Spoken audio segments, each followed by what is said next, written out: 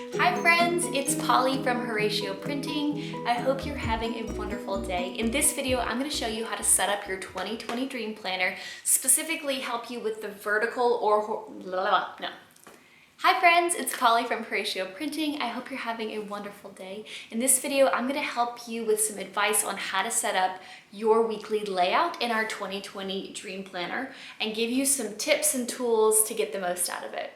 So back in 2014, I created this Dream Planner because honestly, I really needed an accountability tool to help me redesign my life. At that time in my life was a complete and total mess. And I was inspired by Erwin McManus's book, The Artisan Soul. And he said that we were created in the image of God. And because we're in his image, we are artists. And our life is our canvas. And our life is our most important work of art. And it's truly in our humanity to dream and to risk and to create. And so I really got serious about redesigning my life, starting with my priorities, planning with God, dreaming with God, and I created this tool to help it all kind of happen. And so I truly believe you're an artist and that you can use this planner to dream with God and to plan with God and to create really healthy habits that help you become the person you want to become in this next season of life. So before I hop into these tips, I also want to just say thank you so much because of your partnership with us, we've been able to donate over, I'm not sure when you're watching this video, but as of right now, we're at like $57,000 to fight human trafficking. So we partner with A21, and A21 is an amazing organization that fights human trafficking globally, and they do such an incredible job. So if you're not following A21, go follow them right now. They're doing incredible work, and we're just so thankful to be partnered with them and supporting them. So 10% of your purchase went straight to A21. So thank you. I could not do this alone. So let's set up your Dream Planner. First, I want to give you my top 3 tips on your Dream Planner.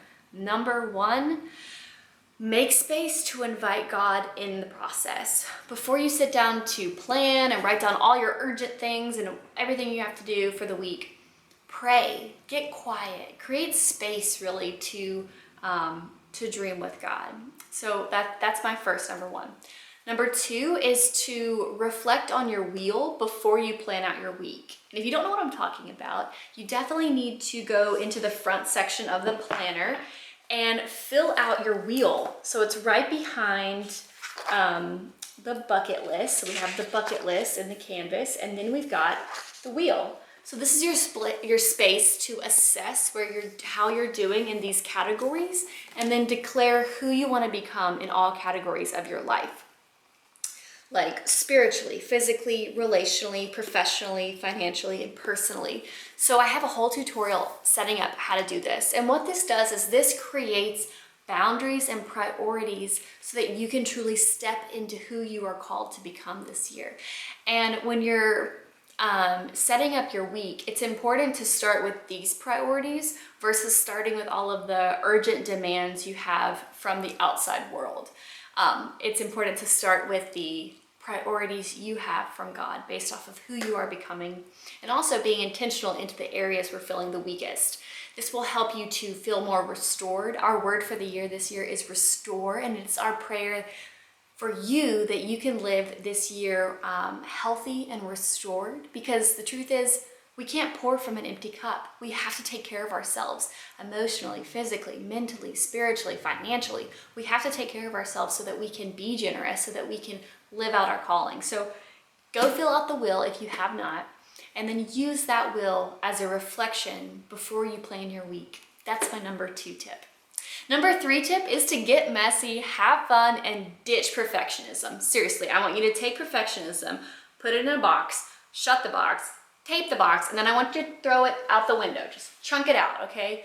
We don't need perfectionism. Honestly, you don't need perfect handwriting. If you want to see terrible handwriting, my handwriting, terrible. If you thought, oh, I thought Polly was a calligraphy artist. I'm not a calligraphy artist. I hire people for that, thank God. But the truth is, it's really important for your brain to see your own handwriting, okay? We don't need to worry about being perfect. Like, my whole life is a Pinterest fail, okay, guys? So just the point is to use it. The point is to get use out of it. So write. Stop judging your dreams and your goals and your actions before you even write it down.